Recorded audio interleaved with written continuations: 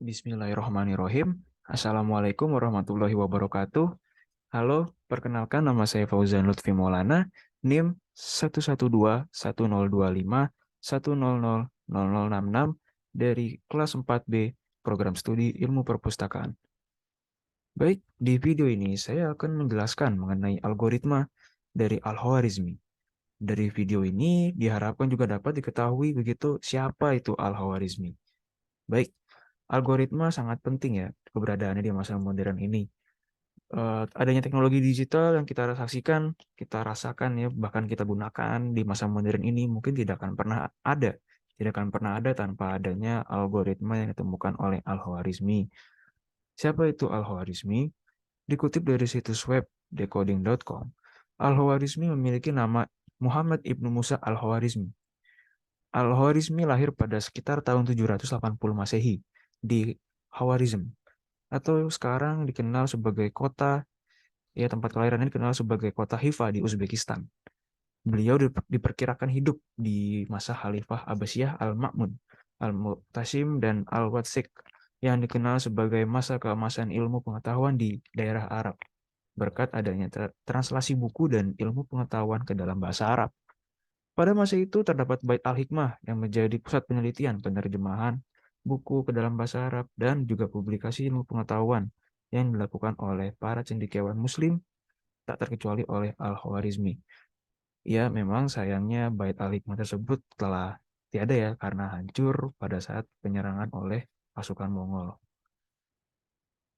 Al-Khwarizmi bergabung bersama cendekiawan lain di Bait Al-Hikmah tersebut ketika berusia 20 tahun.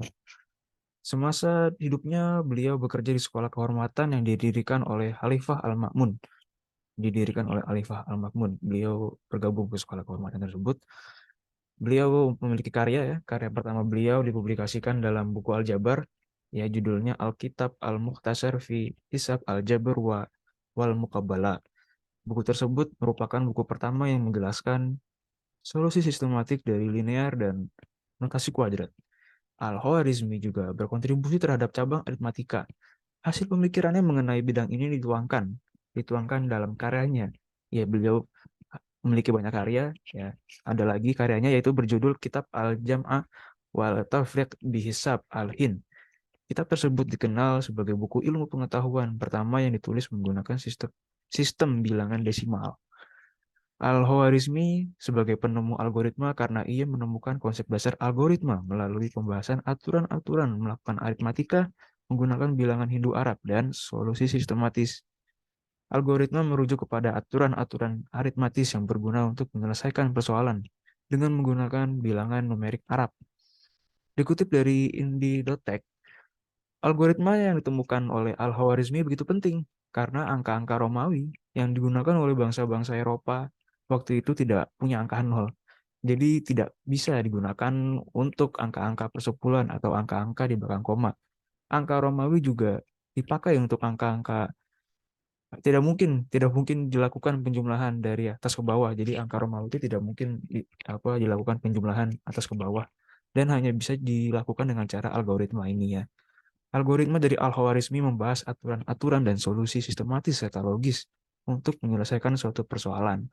Ya, melalui adanya penemuan algoritma oleh Al-Khwarizmi dan ditambah dengan berbagai pengembangan lebih lanjut terkait algoritma tersebut yang dilakukan oleh ilmuwan-ilmuwan tentu mendukung lahir teknologi yang kita saksikan dan gunakan pada saat ini ya. Algoritma diimplementasikan gitu saat melakukan algoritma diimplementasikan saat melakukan pengembangan program, dan matematika biner yang digunakan dalam pemrograman juga didasari oleh konsep algoritma Al-Khwarizmi. Teknologi digital yang hingga saat ini masih terus berkembang ya. Kita tidak bisa memungkiri itu, tak terlepas dari pemikiran Al-Khwarizmi yang menjadi pembuka gerbang kemajuan tersebut. Algoritma tidak bisa lepas dan selalu berdampingan dengan perkembangan teknologi. Bahkan kecerdasan buatan yang akhir-akhir ini tren ya, itu tentu saja tidak akan pernah pintar tanpa sistem algoritma dalam pemrogramannya. Baik, sekian penjelasan dari saya. Semoga bermanfaat. Mohon maaf atas adanya kekurangan atau kelebihan dalam menyampaikan penjelasan dalam video ini. Terima kasih. Wassalamualaikum warahmatullahi wabarakatuh.